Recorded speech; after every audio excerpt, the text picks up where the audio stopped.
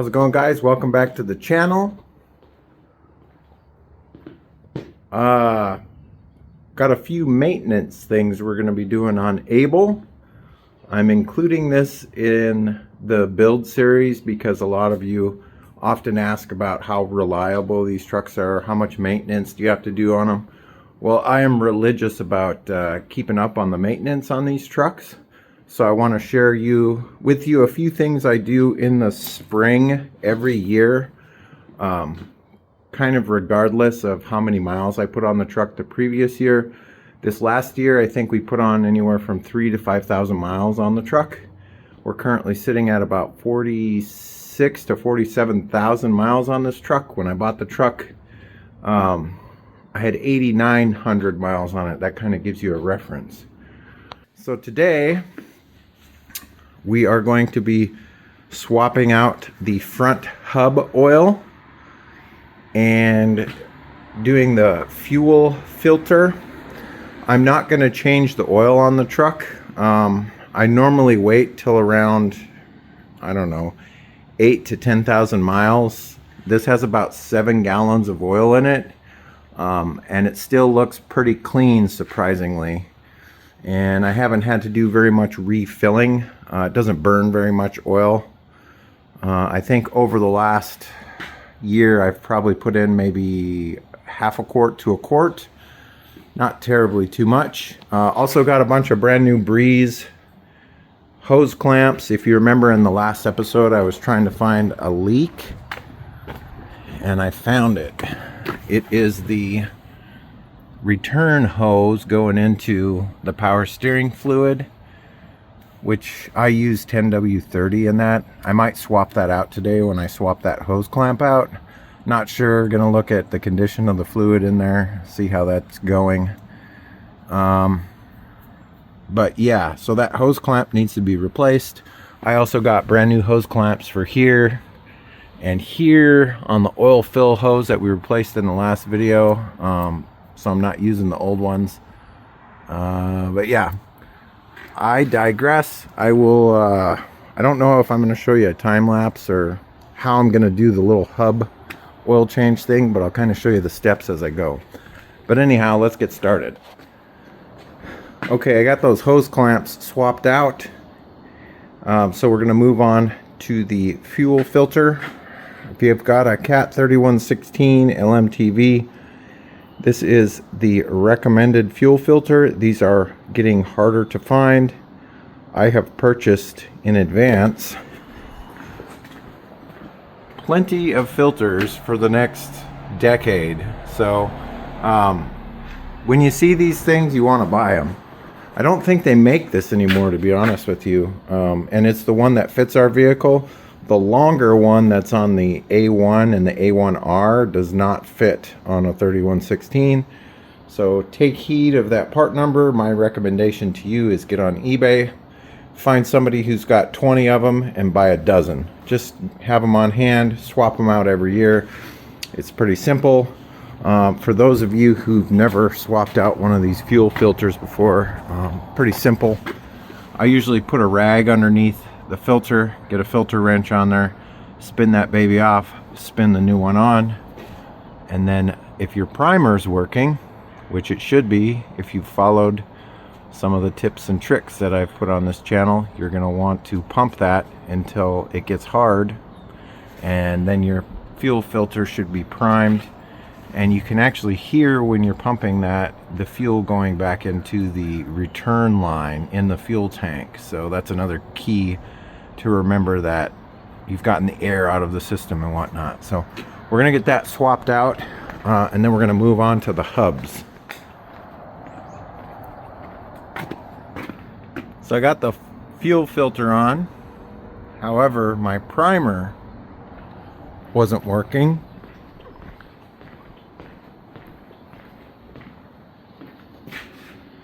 Because it's plugged up with algae. So I'm gonna have to change this air fuel, or this water and fuel separator filter out. I mean, it is really bad.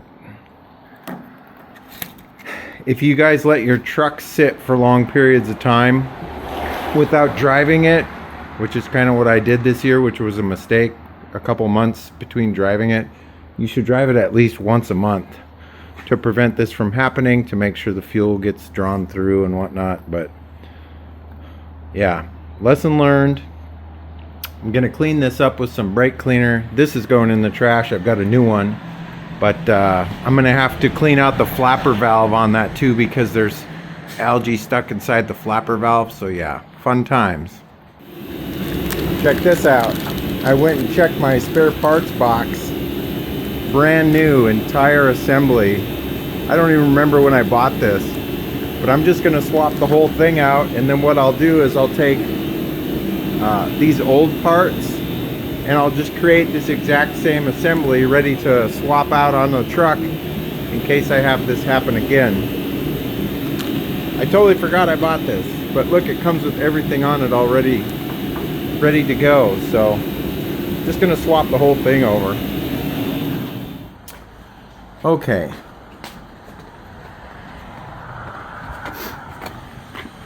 We got the new water fuel separator primer assembly installed. Pumped it about, I don't know, 20 times. Nice hard pressure. Start the truck. Truck runs fine. I did take the secondary fuel filter, or the main fuel filter, and I looked at it to make sure none of that algicide made it past that, and there wasn't even any of the algicide.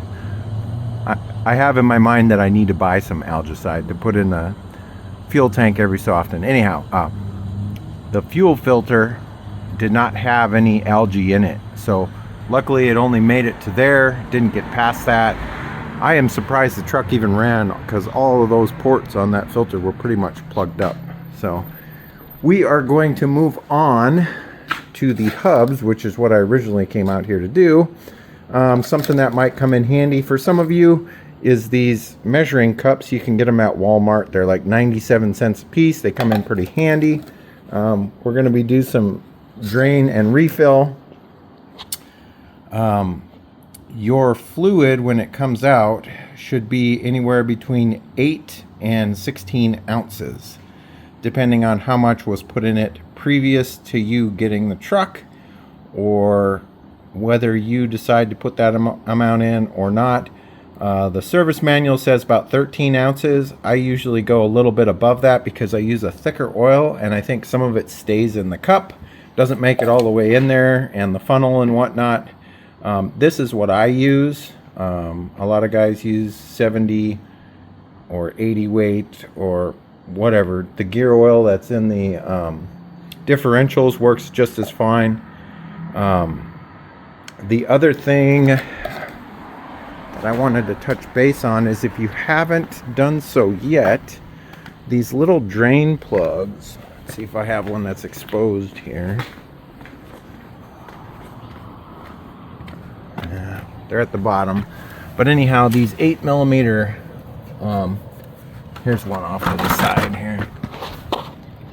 These guys, they sell magnetic versions of them. It's just a simple 3/8 NPT magnetic Allen bolt, or Allen set screw, or whatever you want to call it.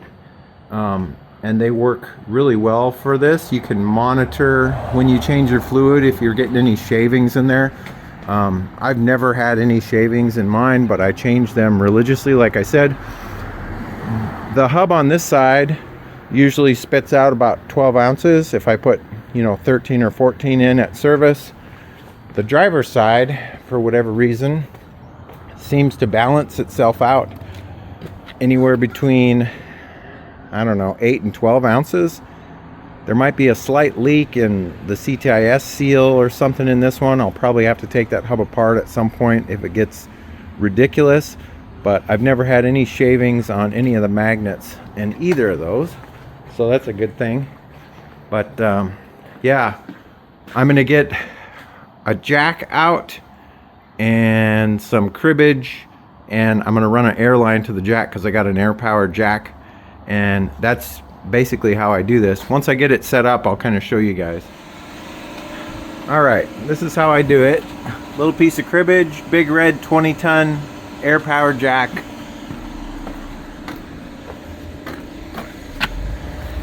Now you can just turn the wheel to drain these things.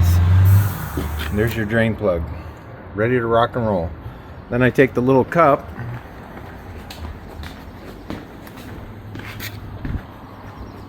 pull the drain plug out, rotate the wheel around, and just kind of hold the cup here until it's done draining out. Then you'll get an idea of how much fluid is in there and the condition of it and whatnot. So pretty handy to have these Walmart cups. Okay, I ended up getting about 7 ounces out of this side. I poured back in about 15, and as you can see, some of it just sticks to the side of the funnel and the cup when you pour it in. So I'm gonna guess that by putting 15 ounces in, I probably get 11 or 12 ounces out of that. Yeah, this 85 weight 140 is really thick, but I like using it because my hubs, for whatever reason, even after I did the service on them with new CTIS seals and everything, sometimes they lose a little bit. So yeah, maybe at some point I'll go back to the standard gear oil, 80 weight, 80/90. I got lots of that. Maybe that'll help, not sure. But for right now, that's what I'm gonna do. So basically I'm gonna let that drain in there for a little bit, and then I take some, got the drain plug here. There was just the tiniest amount of metal shavings on it.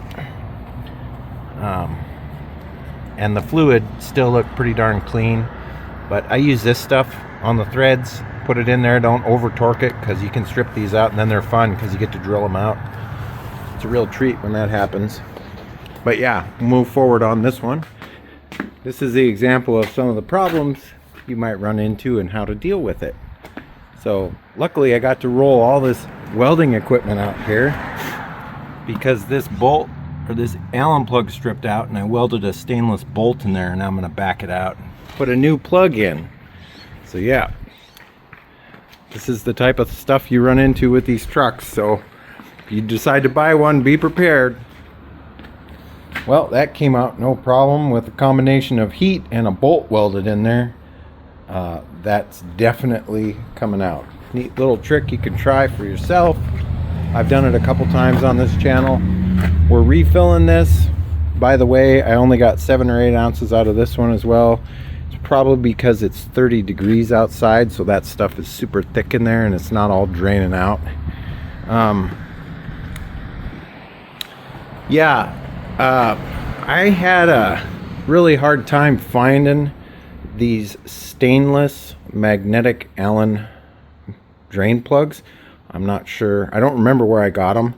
I have like one more left besides this one, so I just ordered some plain stainless ones for now. I will continue to do a search for these, but yeah, it seems like these are, they don't make them anymore or something. I'm not sure.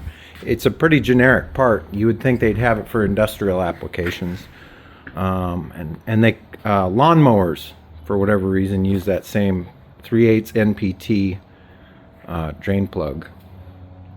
But yeah, we're continuing on here. All right guys, so today we covered fuel filter changes, both the main fuel filter and the water fuel separator, along with the algae fix. I'm going to start using a diesel treatment called Everyday Diesel Treatment that's supposed to work in helping keep that algae away. Use it every time you fill up. I ordered some new 3/8 Allen bolts for the drain plugs on the front hubs. We replaced the oil on the front hubs. And what else did we do today? A couple of hose clamps or something like that. But that's kind of what a little bit of spring maintenance goes like here. If I had more miles on the truck and the oil looked a little bit dirtier, I'd be changing the oil. I use conventional Rotella 1540 T4. I found that if you start using synthetics on these older trucks, if you have a small leak, it magically becomes a big leak, because I think synthetic runs thinner when it's hotter. So it comes out of the leaks, if you have any, a little bit more than usual. So I just stick with the conventional oil for these older trucks. I'm airing out my toolbox. It was a little wet in there, so clean that up a little bit. Something I do every spring. But other than that, I think that's probably going to be it for this episode, guys. If you like this episode, give me a thumbs up. If you're not subscribed yet, I'd love to have you as a subscriber. If you're a fan of the motorcycle stuff, you're going to want to stay tuned. I have a small correction I'm going to make on the 790. Nothing super spectacular, but you may or may not want to see that. But other than that, I hope you guys are staying safe, taking care of each other, and as always, I will catch you next time. See you later. Bye-bye.